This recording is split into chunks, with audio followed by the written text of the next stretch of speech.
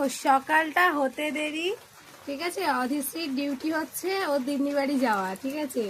মা সকালবেলা video call করবে, ব্যাস মার সামনে ভিডিও কলে মুখটা করে রেখে দেবে, মানে আমাকে নিয়ে যাও।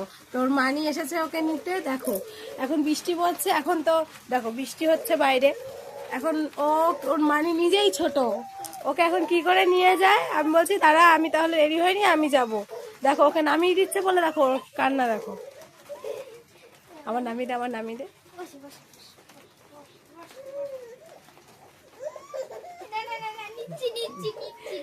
দেখেছো, ওর আমাকে দরকার নেই, ওর আমাকে দরকার নেই, ওর মানি ওর দিনই হলেই চলবে। দেখো